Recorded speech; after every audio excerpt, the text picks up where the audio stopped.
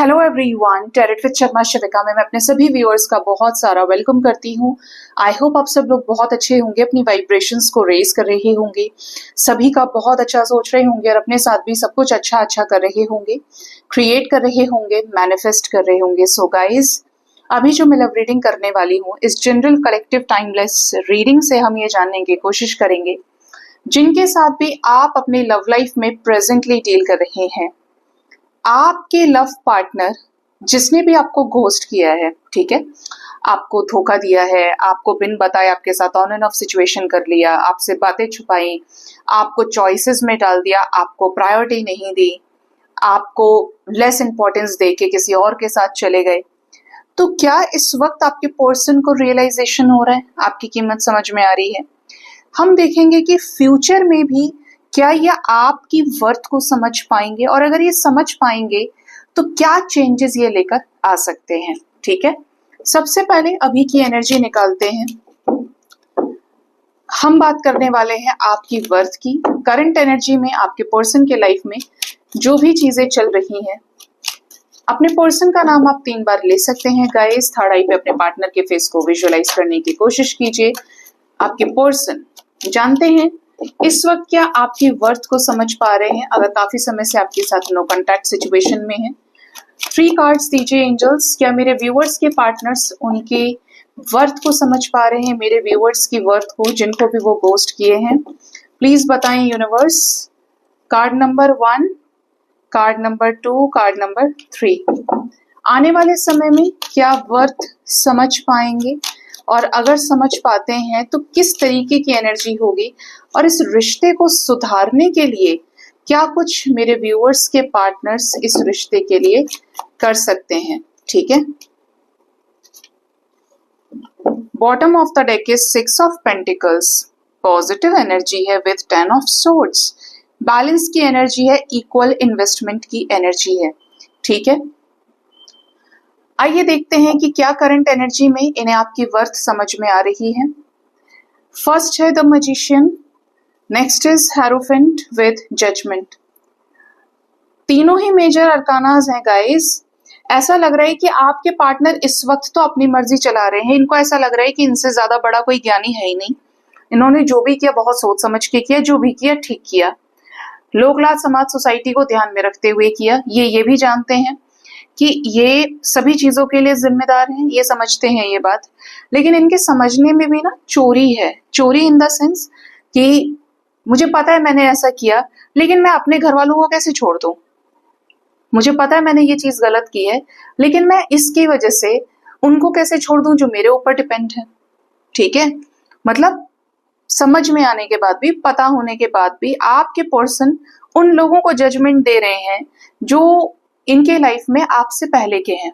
ठीक है, आपके पार्टनर इस वक्त अपनी मर्जी चला रहे हैं। एक जादू की छड़ी घुमाई तो सारी चीजें फेवर में, एक जादू की छड़ी घुमाई तो सारी चीजें अगेंस्ट में।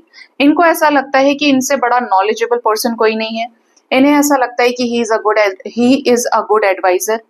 ये बहुत अच्छे रैंक के पोजीशन के व्यक्ति हैं। ओवर कॉन्फिडेंस में है अभी आपके पर्सन। ठीक है,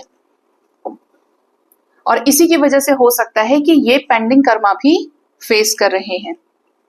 इनको ऐसे साइंस, इनको ऐसी सिंक्रोनिसिटीज मिल रही हैं, ये भी चीजें यहाँ पे दिख रही है। मतलब ये चेंज से ही गुजर रहे हैं, और जो चेंज है वो अक्ल देने से रिलेटेड है। अब बात करते हैं, क्या ये आने वाले समय में आपकी वर्थ को समझ पाएंगे? अगर ये अभी ये सोच रहे हैं कि इन्होंने जो भी किया ठीक किया, तो क्या इन्हें समझ में आएगा कि इन्होंने आपके साथ गलत किया? और अगर इन्हें ये चीज समझ में आती है तो ये इस रिश्ते में क्या कर सकते हैं जिससे ये रिश्ता ठीक हो सके? आइए जानते हैं।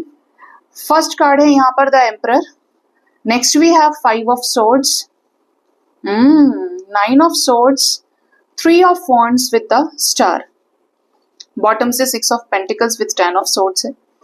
सबसे पहले चीज तो आपको बता दूं, जिस भी तरीके की एनर्जीज मेरे पास आई हैं अलग अलग आ रही हैं।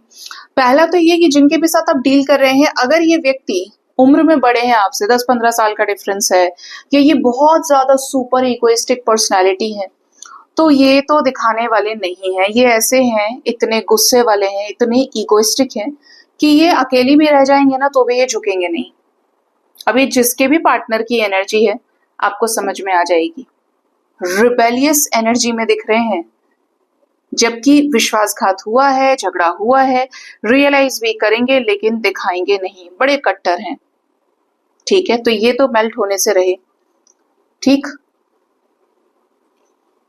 अब बात करते हैं कि जिनके पार्टनर को रियलाइजेशन होगा उनका एक्शन क्या हो सकता है। सबसे पहली चीज तो ये कि आपके पार्टनर को इस कनेक्शन में with in 3 days, with in 3 weeks के अंदर रियलाइजेशन हो सकता है कि आपके साथ जो भी झगड़ा किया, आपके साथ विश्वासघात किया, भाई आपको अकेला छोड़ दिया, आप रोए, आप तड़पे, और ऐसा होता है ना कि झगड़ा कर लिया कि अब जाओ तुमको जो भी करना है, मेरे को असर नहीं पड़ रहा है, मैं सही हूं मेरी जगह।